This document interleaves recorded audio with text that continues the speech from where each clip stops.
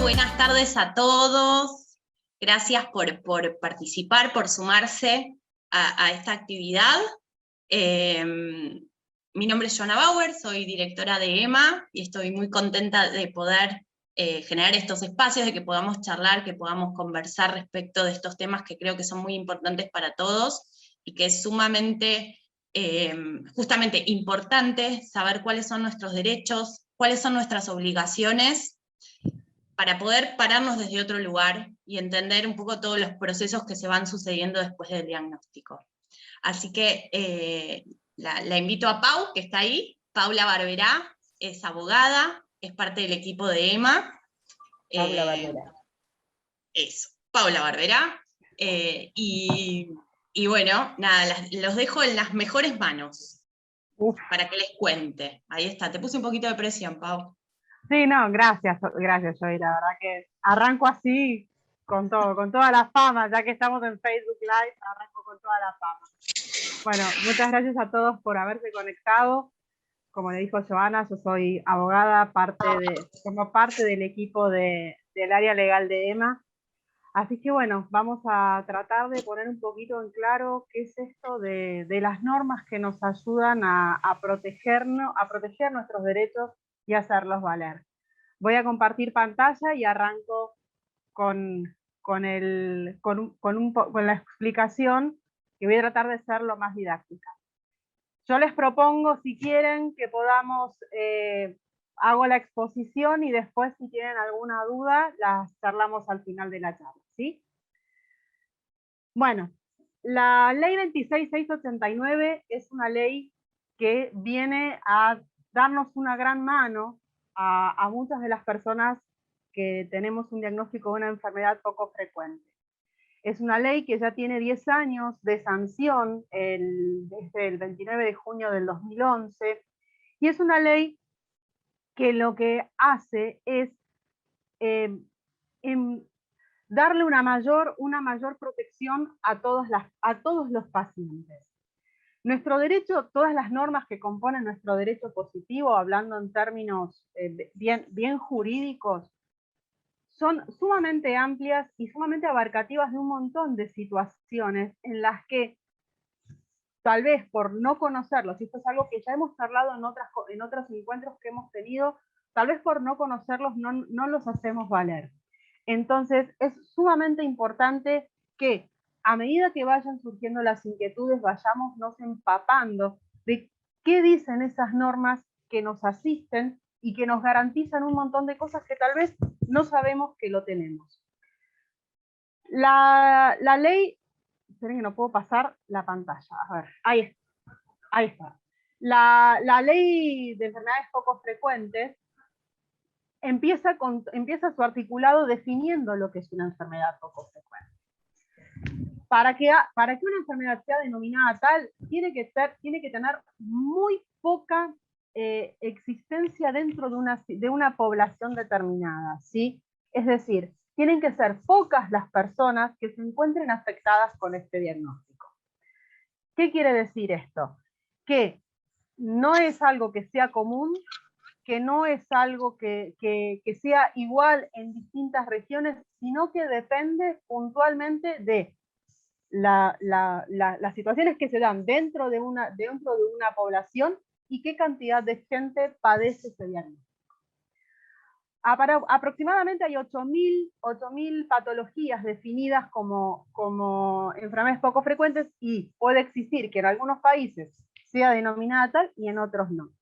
Para nuestro país, tiene que ser, para ser denominada una enfermedad poco frecuente, tiene que tener una incidencia inferior o igual a 1 por cada 2.000 personas.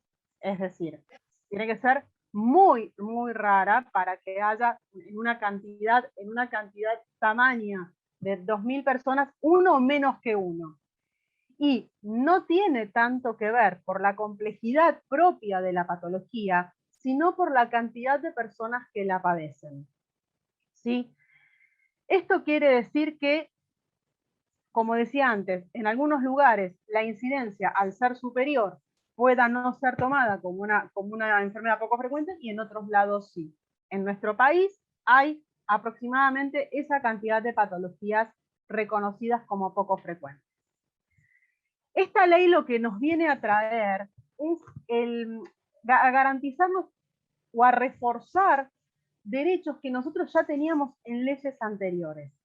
Fíjense que esta ley tiene el número 26.689 y tenemos leyes, empezando por la primera y la máxima ley, que es la Constitución, leyes, por ejemplo, la ley de las obras sociales, la 23, y del sistema de salud, 23.660, o sea que de ahí en adelante hay un montón de normas y resoluciones y disposiciones de distintos organismos que componen el Estado que nos garantizan un montón de derechos, y lo que hace esta ley es, si se quiere utilizar el término, ir enmarcando aquellos derechos que nosotros como pacientes tenemos la garantía de poder ejercer. A ver, si arrancamos por todas las leyes, son poquitos artículos los que tiene la ley, pero bastante puntuales en sí por su contenido. Una de las primeras cosas que surgen a partir de esta ley es el derecho a la detección precoz. Es decir, ante la aparición del síntoma, que pueda existir la posibilidad de identificar ese síntoma, ¿sí? Es decir, que podamos acceder a un centro de salud. ¿Para qué? Para que el profesional pueda identificar ese síntoma y pueda tener la sospecha de que esto puede llegar a tener relación con una enfermedad poco frecuente. En fin, esto quiere decir que ante esa detección precoz va a poder llegar el médico a un diagnóstico certero y temprano. ¿Qué significa esto? Cuanto más preciso es el diagnóstico y cuanto más rápido llegamos a ese diagnóstico, más rápido puedo iniciar el tratamiento que necesito hacer para poder controlar esos avances o esas sintomatologías que nos trae este diagnóstico, y que podamos acceder a los cuidados y a la recuperación. ¿Para qué? Para que esta enfermedad tenga el menor impacto posible en nuestra vida, ¿sí? ¿Qué quiere decir esto? Que el cuidado y la recuperación, y lo que dice la ley y lo que a mí me permite la ley, es acceder al tratamiento, a los centros de salud especializados, al médico especialista, a todo lo que yo necesite como paciente. Puede ser que haya enfermedades poco frecuentes que no requieren un tratamiento farmacológico, pero sí algún tratamiento quirúrgico, un tratamiento de rehabilitación. Bueno, todo esto tiene relación con este acceso al tratamiento, acceso rápido, diagnóstico certero, y cuanto más rápido yo pueda acceder a ese tratamiento, menor va a ser el impacto que yo tenga en mi vida, y menor va a ser el avance dentro claramente de las patologías y de las posibilidades que da cada situación en particular a controlar esto que nos está pasando. Esta ley también lo que hace es darle una instrucción al Ministerio de Salud, una orden al Ministerio de Salud, para que todos los años haga un listado de cuáles son las enfermedades poco frecuentes. Por eso hablábamos antes de la incidencia de la cantidad de personas con el diagnóstico, ¿sí? Esta resolución, la que está vigente en el 2021, es la 641. Dentro de la 641 está la esclerosis múltiple, que es la que claramente nos preocupa a nosotros como comunidad, ¿sí? Como comunidad, como EMA. Pero claro, cada patología tendrá su presencia en ese listado, y estos mismos derechos que estamos hablando son comunes a todos los que tienen un diagnóstico de una enfermedad poco frecuente. ¿A qué tenemos derecho los pacientes que contamos con un diagnóstico de una enfermedad poco frecuente? A una atención integral. ¿Qué es una atención integral?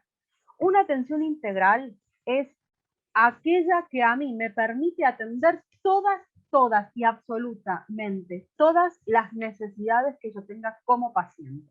¿Sí? Todas. Poder acceder a servicios médicos asistenciales, ¿sí? De todo tipo. No estamos hablando, insisto, solamente de medicamentos, de rehabilitación. Estoy hablando de todo lo que engloba a la atención de una persona que cuenta con un diagnóstico de una enfermedad poco frecuente. Estas prestaciones mínimas son las que hablamos en el ya viejo y conocido y no respetado PMO, y que es el programa médico obligatorio, y que siempre lo ponen como, no, pero no está en el PMO. Bueno, ¿sabes qué? Vamos a charlar en otros términos. La ley que, hablando o citando tal vez alguna que otro comentario que hicimos y compartimos en otros encuentros, una ley tiene mayor importancia que una resolución, ¿sí? Acuérdense que yo les había contado hace un tiempo que en nuestro derecho estaba organizado en forma de pirámide. En la punta lo más importante es la Constitución, que luego vienen los tratados internacionales, que luego vienen las leyes nacionales, que luego vienen las resoluciones, las disposiciones, y después la jurisprudencia, y después los usos y las costumbres, y así vamos bajando y vamos ampliando esta pirámide. Bueno, el PMO y la ley de enfermedades poco frecuentes se complementan entre sí, ¿sí? Siempre hablamos de que el PMO es un piso prestacional y no es un techo, ¿sí? No está en el PMO. Bueno, lo siento. Hay un montón de otros derechos que a mí me garantizan que vos, obra social, prepaga o Estado en su defecto, tenés que brindarme la atención, ¿sí? Esta atención integral lo que significa es que garantiza el acceso.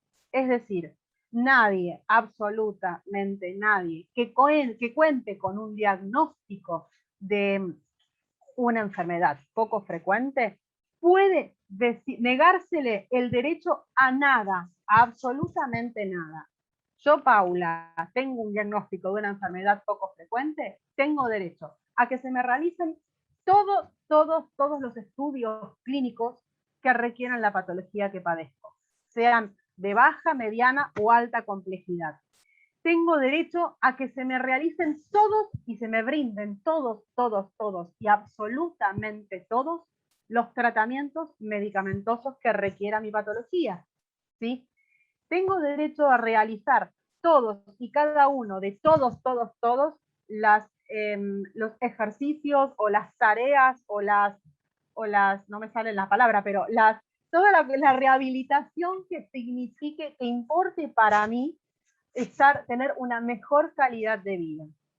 Tengo absoluto y total derecho a acceder al especialista, aun cuando ese especialista de la patología que yo tengo no figure en la nómina de la cartilla, de mi prepaga o de mi obra social, ¿sí? Estos son todos y absolutamente todos los derechos que implica, o todas las cuestiones que nosotros tenemos que tener en cuenta cuando hablamos de una atención integral. ¿Y por qué es tan importante? ¿Por qué es tan importante esto de que exista la ley de enfermedades poco frecuentes? Primero, porque tiene una finalidad súper importante y súper trascendente, que es un derecho inmediato. ¿Qué quiere decir esto? Que no es un derecho que hay que esperar, voy a lo estrictamente legislativo. Muchas veces sucede que para que una ley surta efecto hay que reglamentarla, ¿sí? Claro que esta ley necesitó de su reglamentación para poder ordenar lo que dice el contenido de cada artículo. Pero el derecho que garantiza esta ley, que es el de la atención integral de una persona que cuenta con el diagnóstico, no necesita más ningún tipo de aclaración, es un derecho inmediato. Es algo de que yo, por el solo hecho de tener el diagnóstico de una EPOC, tengo derecho a una cobertura integral, a un acceso efectivo y a que se garantice la mejora en mi calidad de vida. Pero ahí se amplía el amperímetro, no solamente de los pacientes, de las personas con el diagnóstico, sino también de sus familias, ¿sí? Y por ahí ya nos vamos un poquito más a lo específico y que en algunos casos se trate de una asistencia domiciliaria, de una internación domiciliaria, o de una institucionalización, ¿sí? Por eso hablamos de la mejora de la calidad de vida de los pacientes y las familias, de las personas con el diagnóstico y la familia. Para que todo esto pueda ser aplicable o pueda ser posible, es necesario que se haga visible, ¿sí? Si nosotros no hacemos visible, digo nosotros como comunidad, ¿no es cierto?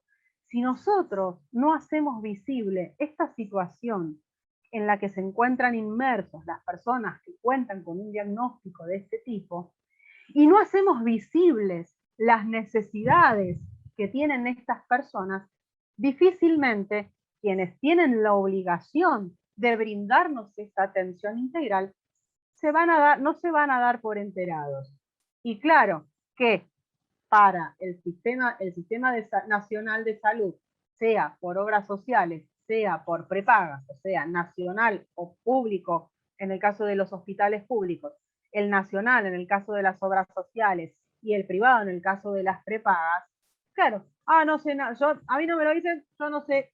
Claro, no. Acá lo que hay que hacer justamente es hacer visible lo que yo necesito, visible lo que a mí me hace falta, visible mi derecho, exigir el cumplimiento de mi derecho, exigir el resguardo de esa garantía que yo tengo. Y vuelvo a insistir, no es solamente el cumplimiento de esa atención integral, sino es que yo tengo el derecho a exigir que así sea. Nadie, absolutamente nadie, puede negársele el acceso a la salud. Por eso es una norma específica en cuanto a lo que es el derecho de acceso a la salud. Porque, como les decía antes, en todo nuestro derecho positivo, empezando por la Constitución, está dentro de lo que son los tratados internacionales. Bueno, ¿querés llevar los tachos de los tratados internacionales, está el derecho a la salud.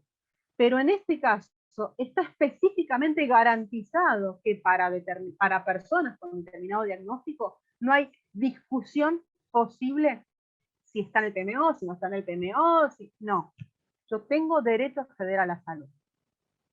Y aquí nos vamos a encontrar, tal vez, con un cuestionamiento y que probablemente lo hayan vivido o mismo por la experiencia dentro de las consultas que llegan al área legal, esto de que el bendito certificado de discapacidad. Muchachos, muchachas, no necesitamos certificado de discapacidad cuando contamos con un diagnóstico de una enfermedad poco frecuente.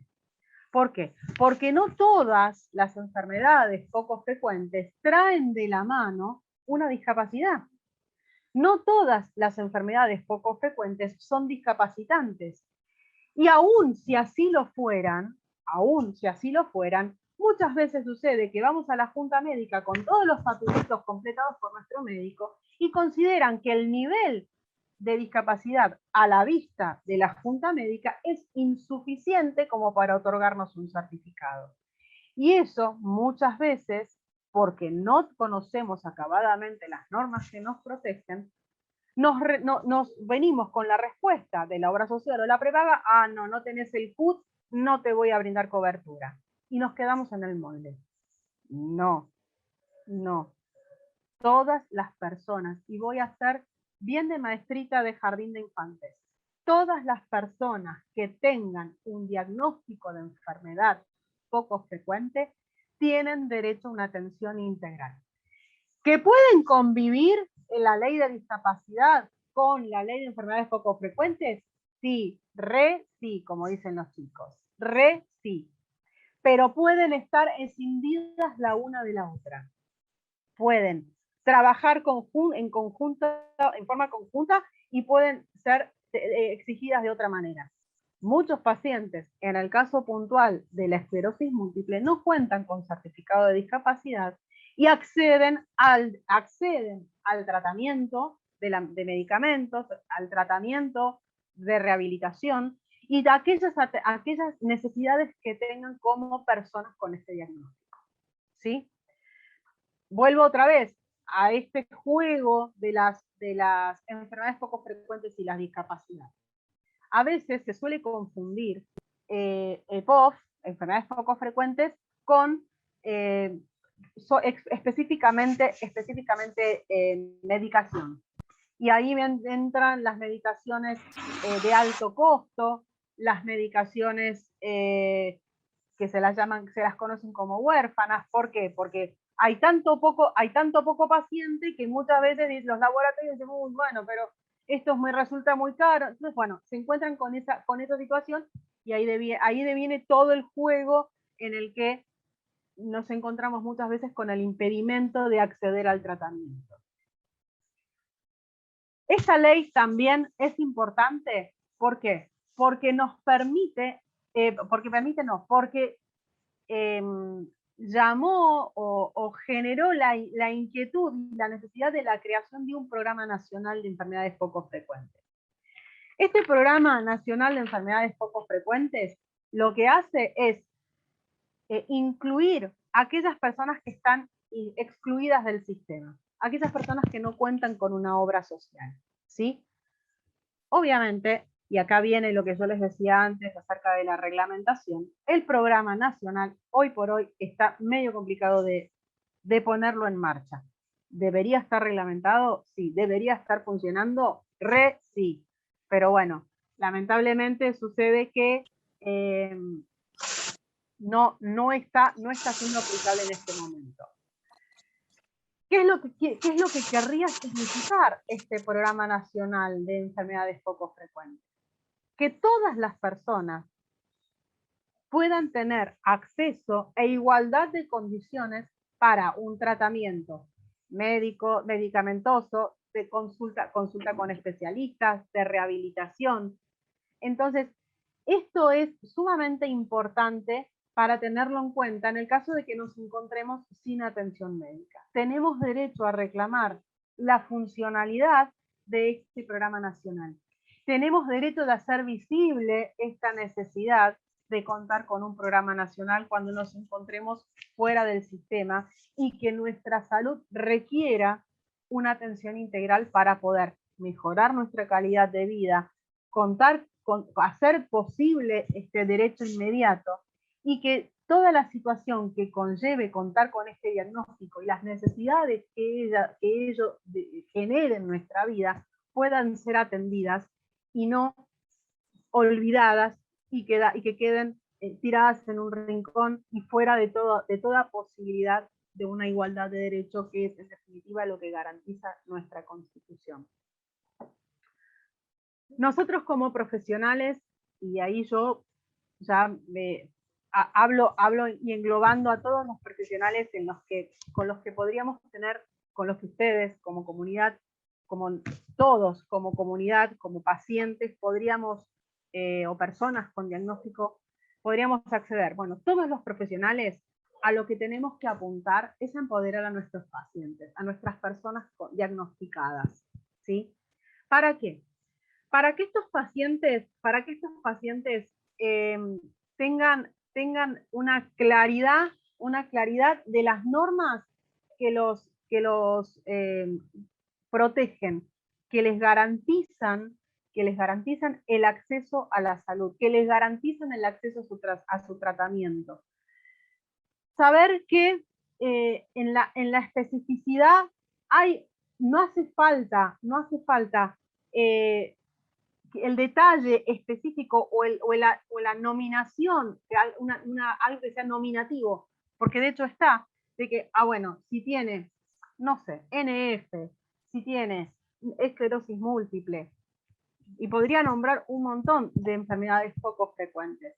No hace falta la nominación, para eso está la resolución 641, que el año que viene se renovará. Esta resolución 641 que les hablaba, que es el listado de la CEPOF, es de marzo. El año que viene el ministerio volverá a sacar y a renovar o a agregar o quitar, dependiendo de la incidencia que hablábamos antes, del listado de las enfermedades poco frecuentes. ¿Sí? Es importante que conozcamos cuál es el contexto integral normativo que nosotros contamos como personas con un diagnóstico, ¿sí?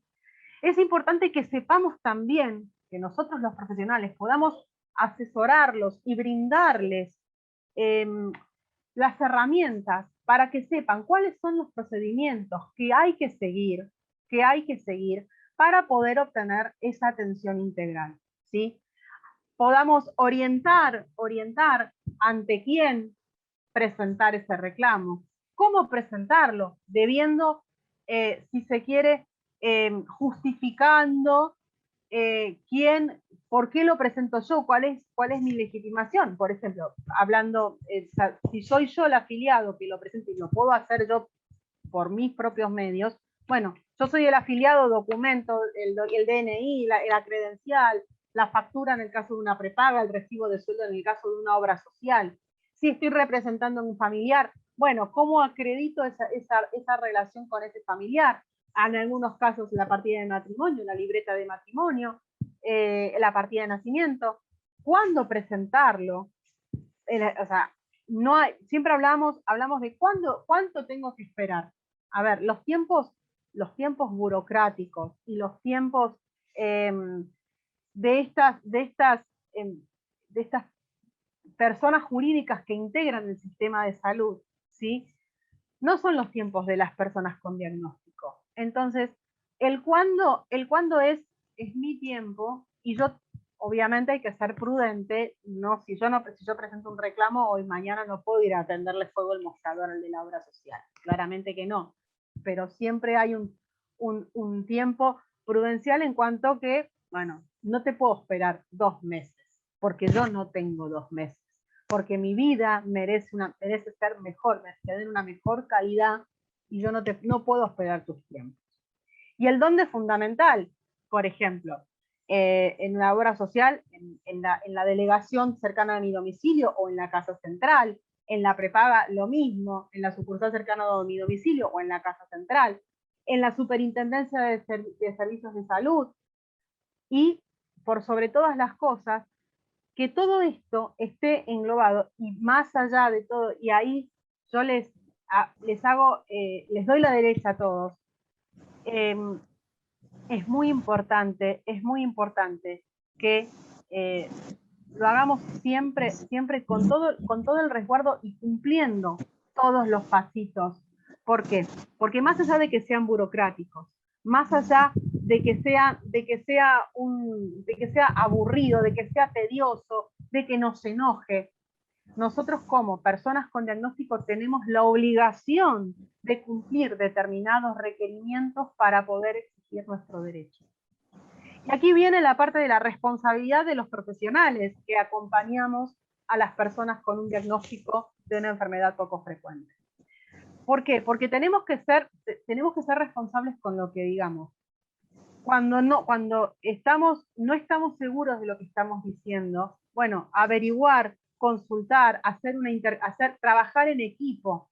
Es importante este trabajo en equipo entre los profesionales que acompañamos a las personas con este diagnóstico.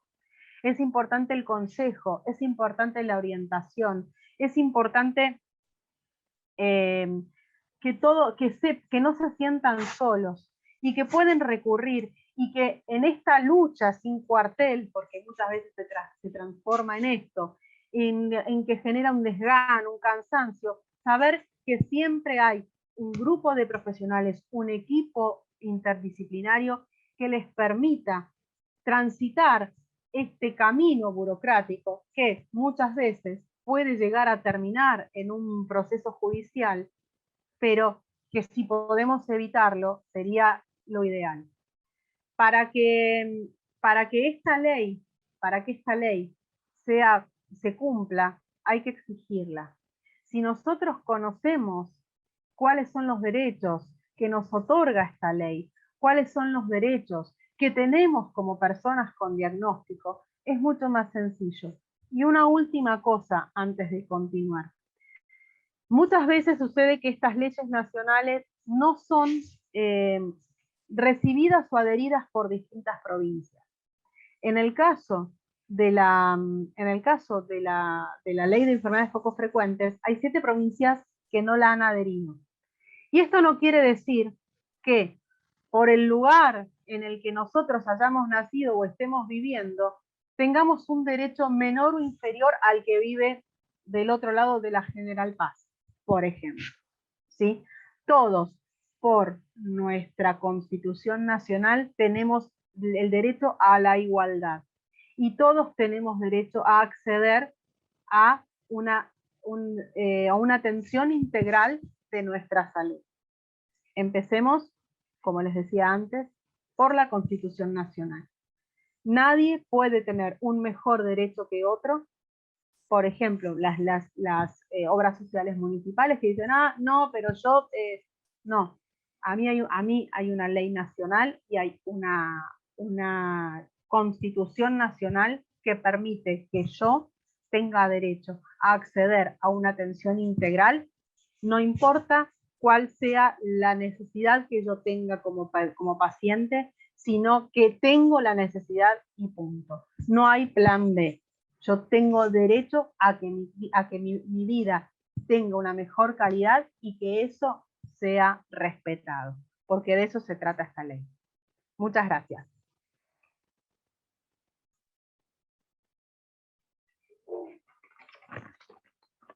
Ay, veo que ahí hay, en el chat hay alguna... A ver. Ahí voy. ¿Vas vos? Va, si vos viste algunas del chat, No, como para ir arrancando. Estoy leyendo el chat desde el principio. Ah, perfecto. Bueno, y yo tengo algunas de Facebook. Ok, bueno, yo agarro el chat de acá del Zoom. Dale. Mis síntomas eran de libre y demoraron 20 años en diagnosticarme por la demora.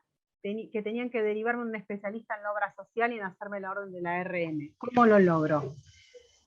La realidad es que vos tenés que hacer la presentación en la obra social,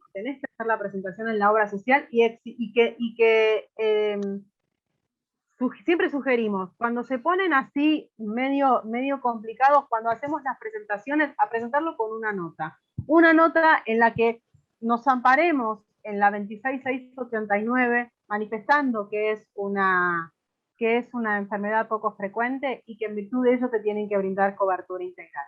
Y siempre, cuando hagan una presentación en la obra social o en la prepaga, lleven un respaldo, una fotocopia extra. ¿Por qué? Porque ustedes van a dejar la fotocopia en la obra social o en la prepaga y se van a hacer sellar la otra. Entonces van a tener una constancia de que la presentaron. ¿Sí? No, ay, no, acá no tengo nada. Bueno, sí lo tenés. ¿Sí? Entonces, eso lo que hace es justamente darle fuerza al reclamo que hago. Si mi doctor me atiende en hospital público y tengo que trasladarme a la ciudad autónoma de Buenos Aires, mi obra social me tiene que cubrir el traslado. Ojo con el tema de los traslados. El tema de los traslados es un poquito delicado, dependiendo dónde vivas, ¿sí? Y acá sí, tal vez entra en juego lo que es traslados. Ahí sí podríamos llegar a entender que puede ser aplicable la 24901, que es la ley de discapacidad, ¿sí? Fernanda, gracias. Acá me dice, no es fácil visibilizar nuestros derechos. Obvio que no es fácil, pero de eso se tratan estos encuentros. Si nosotros los conocemos y si nosotros alzamos nuestra voz, seguramente vamos a poder hacer saber.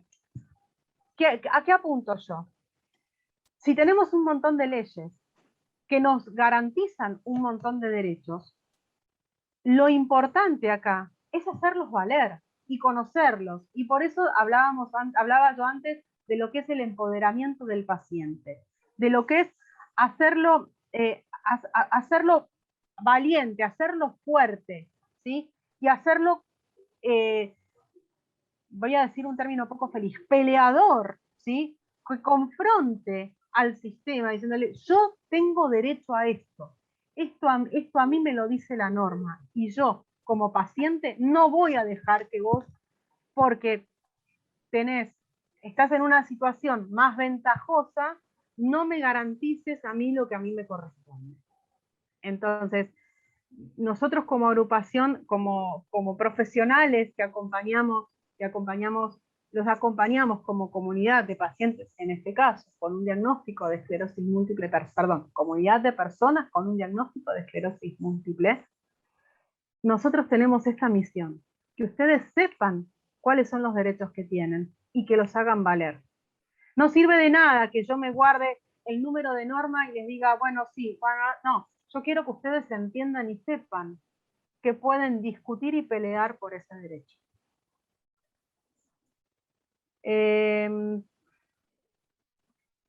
Luciana, dice, ¿todos los estudios relacionados con la esclerosis múltiple la obra social los tiene que cubrir al 100%? Sí. Sí. Atención integral es 100%. Voy a cambiar de trabajo y la empresa me haría un examen preocupacional. Martín, a ver, uno puede resguardarse el derecho de contar o comentar el diagnóstico. Yo te sugeriría que nos escribas a info@ema.org.ar o a nuestro WhatsApp y pidas un turno con la doctora Laura Lambruschini, que es la abogada especialista en Derecho Laboral, y ella te va a poder contestar acabadamente tu consulta. Ramiro, tengo esclerosis múltiple, tengo derecho a acceder a una silla de ruedas con anexo que me permite mayor autonomía, tengo prepaga. Sí, absolutamente, tiene que ser la orden hecha por tu médico tratante, en este caso tal vez un psiquiatra, y que diga específicamente cuáles son las necesidades que vos tenés, ¿sí? Porque justamente lo que dice la ley de enfermedades poco frecuentes es que tu vida con este diagnóstico tiene que ser mejor, tiene que tener una mejor calidad. Así que sí. Hola, Antonio. Justo la obra social OCECAC no está entregando la medicación Copaxone hace 2 semanas. ¿Qué tengo que hacer? Antonio, yo te sugeriría que te comuniques con nuestro WhatsApp o con info@ema.org.ar, pidas una entrevista conmigo y yo te voy a indicar cuáles serían los pasos que tenés que seguir. Vamos a redactar una nota de manera conjunta, vamos a juntar, te voy a indicar todos los antecedentes que tenés que juntar para que los de OCECAC dejen de incumplir con la entrega puntual y rigurosa y regular de la medicación que vos necesitas para tu tratamiento. Sonia, siempre me da miedo cambiar de prepaga por la continuidad de mi medicación. Ojo al piojo con esto. Hay que diferenciar lo que es prepaga de lo que es obra social.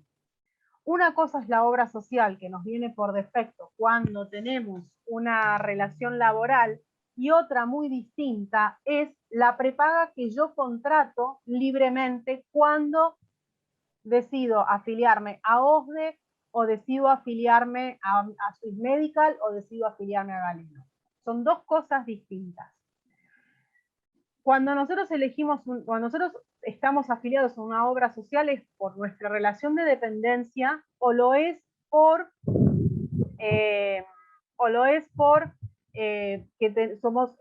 optamos por esa obra social en el momento en que optamos por el monotributo, ¿sí? Sí, hoy por hoy, la normativa vigente dice que cuando nosotros empezamos en un trabajo, no podemos optar hasta pasado un año por una obra social distinta a la que tenemos, ¿sí? Tenemos que mantenernos en esa obra social durante un año. Antes se podía cambiar. Lo mismo va a pasar con el monotributo. Nosotros tenemos derecho a cambiar de obra social una vez por año. El tema de la prepaga es que si vos elegís una prepaga, cuando cambiás de la prepaga, en la prepaga te van a pedir una declaración jurada de preexistencia, ¿sí? Una declaración jurada de salud. Y te van a preguntar todo tipo de antecedente clínico que vos tengas. Si vos no declarás la preexistencia de esta patología, lo que van a hacer es, cuando vos pidas, por ejemplo, el fingolimod, no te van a decir, ah, pero vos no me dijiste que tenías esclerosis múltiple, entonces te van a desafiliar. Pero si vos decís en la declaración jurada de salud que tenías esclerosis múltiple, cuando vos te vas a afiliar, te van a decir, bueno, pero yo tengo derecho, porque así lo dice la norma, a cobrarte durante 3 años una cuota más cara. ¿Sí? Entonces, ojo al piojo con esta diferenciación. Sí es cierto que al cambio de la obra social, cuando cambiamos en el caso de las obras sociales, ¿sí? Acuérdense, las obras sociales no nos pueden oponer la preexistencia. Entonces, si al cambiar la obra social puede ser que tengamos un juego de unos meses en el que cueste un poco hacerles entender que nosotros necesitamos determinado tipo de medicación. Es un tanto complicado, pero no debería ocurrir. ¿Cuánto es el tiempo que puede demorarse? Diego pregunta, ¿cuánto es el tiempo que puede demorarse una obra social para que nos cambien una medicación aproximadamente? Diego, no estaría entendiendo tu pregunta, pero me parece que si la pregunta está dirigida al tiempo al cambio de tratamiento, no debería haber ningún tipo de inconveniente. O sea, si el médico tratante dice que vos tenés que pasar, por tomar los nombres que mencionamos recién, de Copaxone y Alfingo, no debería haber inconvenientes. Claro que sí va a ocurrir que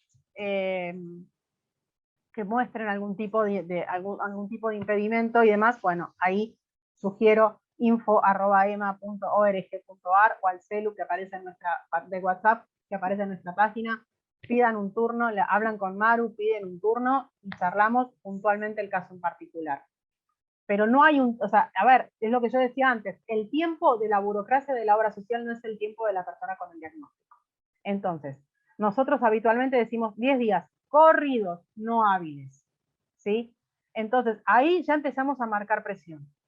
Y este marcar presión es ir subiendo de tono. Yo primero presento el requerimiento del médico con una nota suavecita, cuando no me contestan, doblo la apuesta, y cuando me siguen destratando, porque iba a decir un término poco feliz, cuando me siguen destratando, y bueno, ahí ya vamos a hablar, ahí ya vamos, como decimos en la calle, con los tapones de punta, carta, documento, y si hace falta la judicialización del caso para el momento en el que no se brinde la prestación.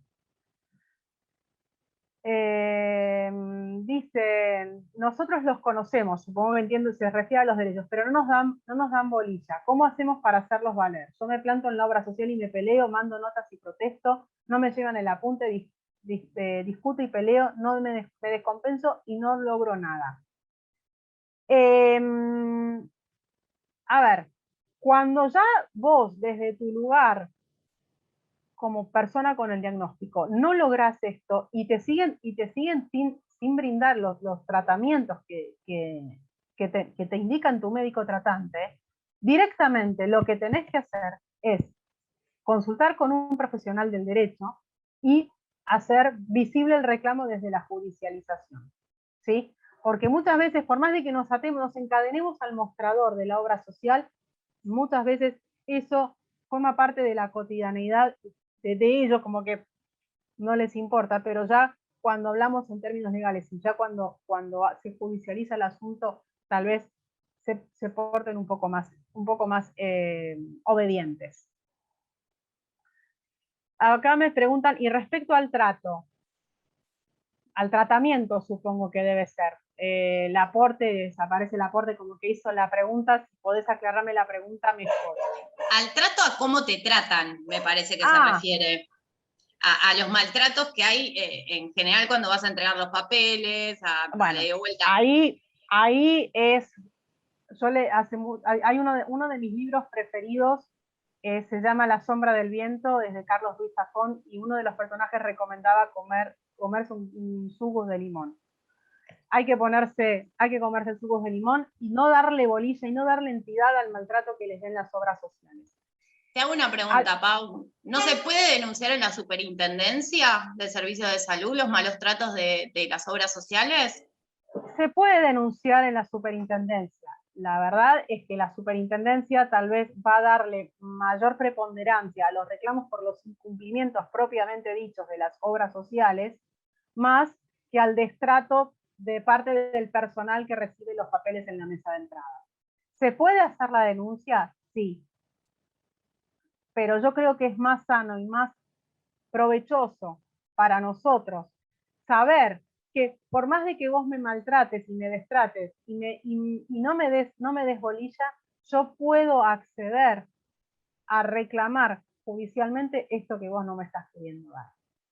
Entonces, saber que yo cuento con un equipo de profesionales interdisciplinarios que me van a ayudar y me van a contener, me van a acompañar y me van a orientar para que yo pueda llegar a mi fin inmediato, que es mi tratamiento, sea cual sea el tratamiento, y que a mí me sirva para una mejor calidad, para mejorar mi calidad de vida, mía, propia y de mi familia. Bueno, eso tiene que ser un valor agregado para ustedes.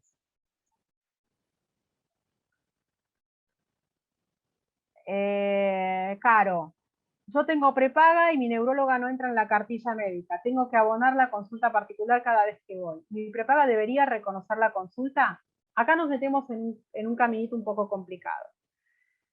Siempre y cuando la prepaga o la obra social no cuente con especialistas en la patología, sí podés pedir que te brinden la cobertura correspondiente y que se haga cargo la prepaga o la obra social. Si la obra social o la prepaga cuenta con los especialistas, ahí ya deberíamos discutirlo. Pero en principio es así como yo te digo. Fabiana, usted explicó que todos los tratamientos deben ser cubiertos, pero dentro del área de kinesiología incluiría la hidroterapia. No te lo podría responder eso. Sí considero que si la hidroterapia, como de subespecialidad dentro de lo que es la rehabilitación, está indicado con motivo de el diagnóstico, creo que debería poder discutirse en la obra social. Ivana, tengo M y la obra social no quiere respetar. Agrego algo, Pau, al anterior. Quizá hay que ver también el justificativo médico o del fisiatra que indica esa terapia para poder hacer el reclamo.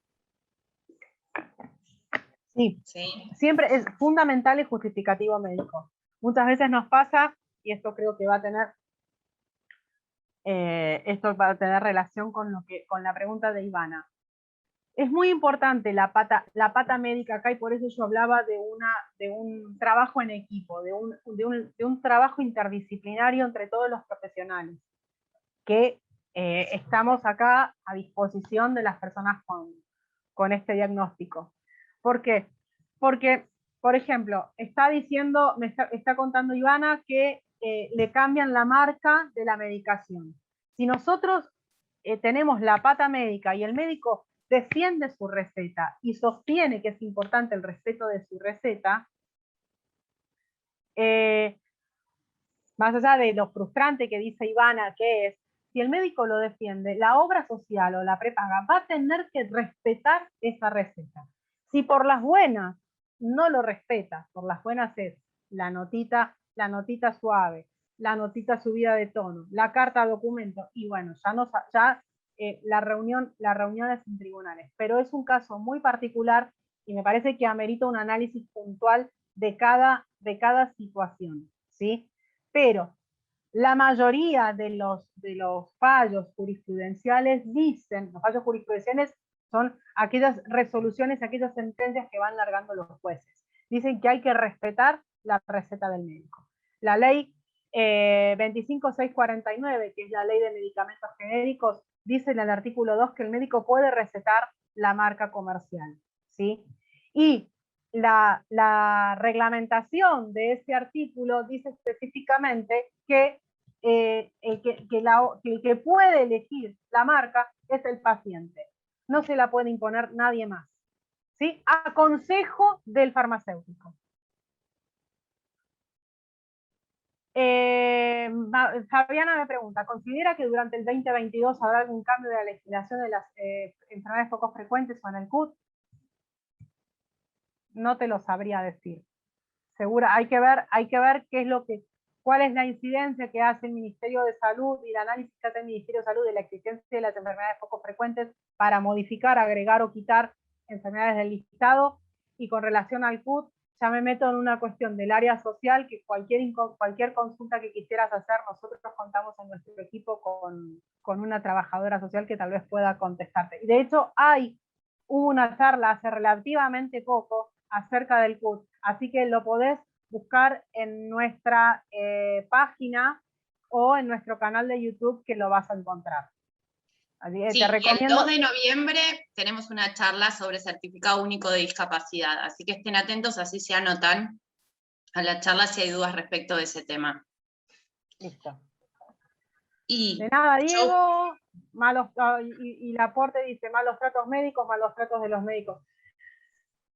Claro, no, y aclaró la pregunta que hizo antes. Sí, malos tratos médicos, malos tratos médicos. Sí. Sí, bueno.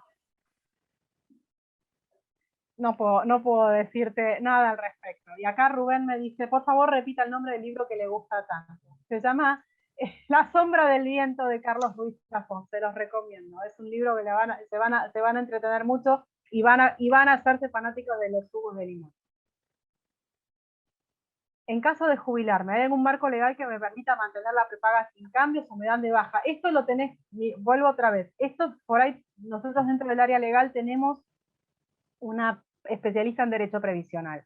Gabriel, te sugiero que te contactes con info@ema.org.ar o a nuestro celular y pidas un turno con la doctora Ludmila o con Karina Mato, que es nuestra trabajadora social.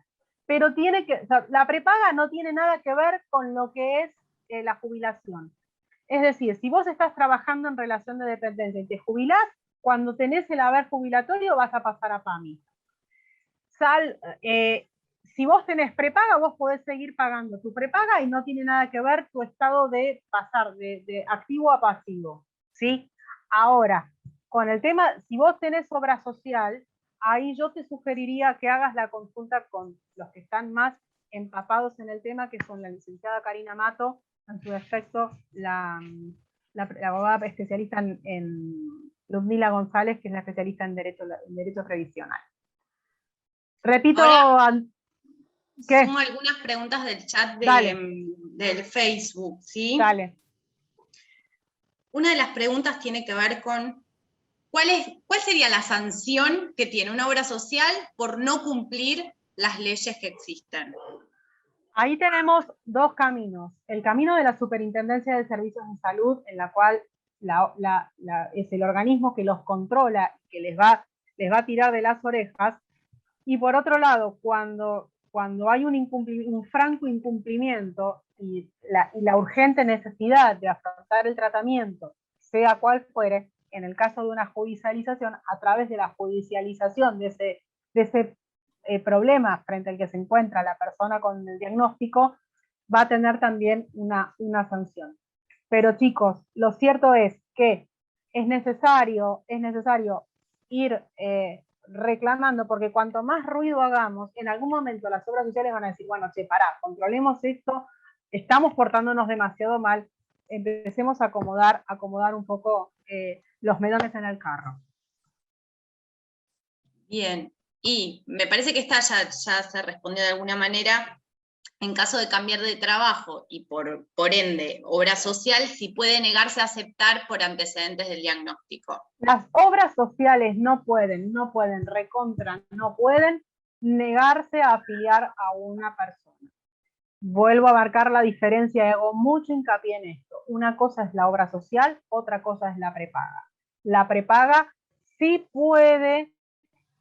no puede negar la afiliación, pero sí puede hacer lo imposible cobrando una cuota exorbitante avalada por la norma, pero bueno, como no pueden decir que no, tienen el derecho a decir, bueno, yo te cobro durante 3 años tanto. Ivana preguntaba la ley del artículo 2 que el médico elige la marca comercial, la 25649, que es la ley de medicamentos genéricos.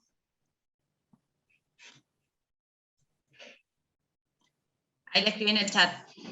Y otra pregunta más que surge es, mandamos la carta documento, iniciamos el amparo, sale la medida cautelar. Primero explicar un poquito qué es la medida cautelar, me parece que estaría bueno explicarlo. Y sale la medida cautelar y ahí, aún así, no cumplen. ¿Qué pasa? ¿Qué podemos hacer? Que es un poco, no sé si lo habrán visto, pero es el caso de Agustín de Mar del Plata, que salió en todos los medios, que hizo un amparo. Por suerte hoy tuvimos buenas noticias, pero al margen de eso, ¿qué pasa cuando hicimos el amparo y aún así la prepaga, en el caso de él fue una prepaga o la obra social, no cumplen? Digamos, ¿qué pasa con eso? Bueno, mira, la realidad es que cuando nosotros tenemos una medida cautelar, nosotros cuando iniciamos un amparo es un juicio. Todos sabemos que el sistema judicial de nuestro país deja bastante que desear, ¿sí? Lo padecemos todos. Los judiciables, que son los que acuden al sistema judicial, y los abogados, que somos los que luchamos contra los molinos de viento. Entonces son varias frentes que tenemos que atender. Pero en el caso de que exista, o sea, ese juicio tan largo y la urgencia del tratamiento, necesitamos iniciar un mini juicio dentro del juicio grande que se llama medida cautelar.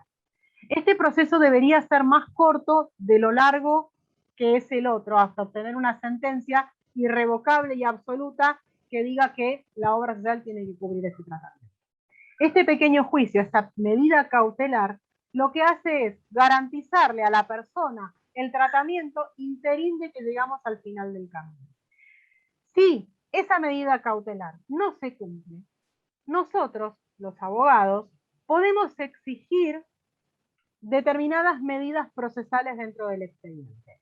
La imposición de una multa, la traba de un embargo en las cuentas de la obra social. ¿Para qué? Para que el juez diga, señor de la obra social, ¿usted no va a pagar? No, bueno, embarguémosle la plata para que después yo le transfiera al laboratorio, a la droguería, para que la droguería le entregue el medicamento.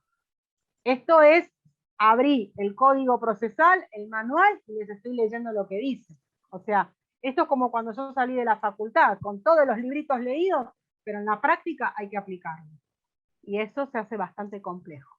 Pero hay herramientas que nos permitan poder avanzar aún a pesar de tener una obra social rebelde o desobediente en el proceso judicial.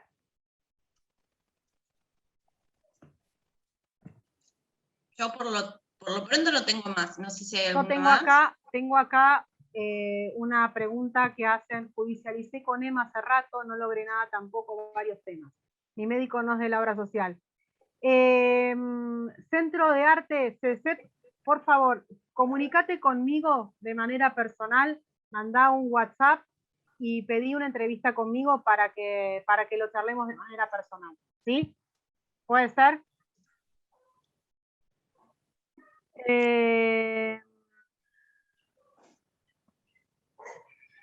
Bueno, acá comentan de ciertos destratos que tuvieron en otras, con algunos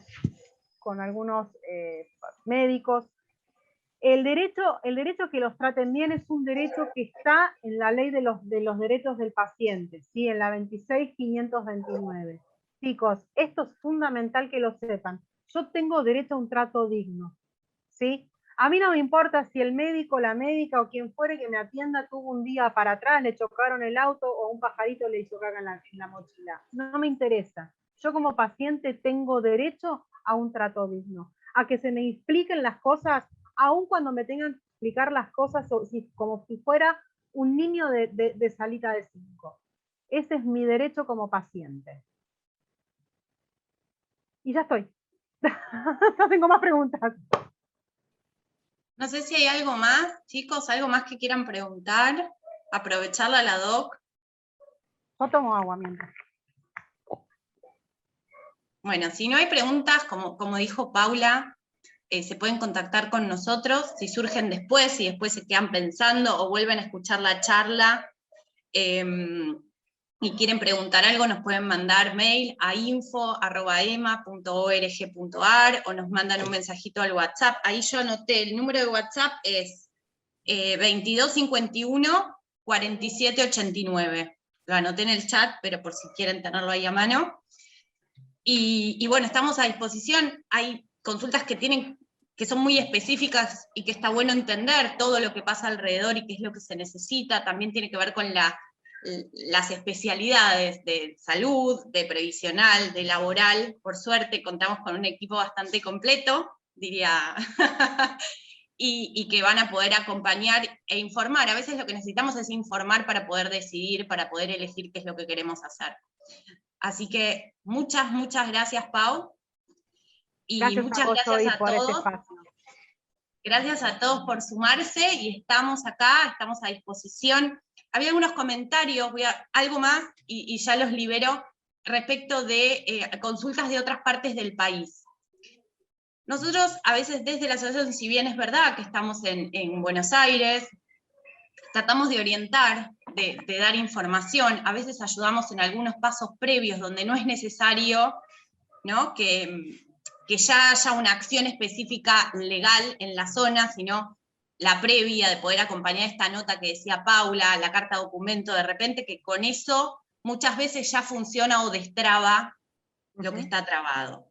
Entonces, hoy está la posibilidad de estar mucho más conectados. Creo que eso fue, no sé si habrá más cosas, pero algo bueno que trajo la pandemia, y que nos permite estar conectados, y que nos permite compartir información y ayudarnos.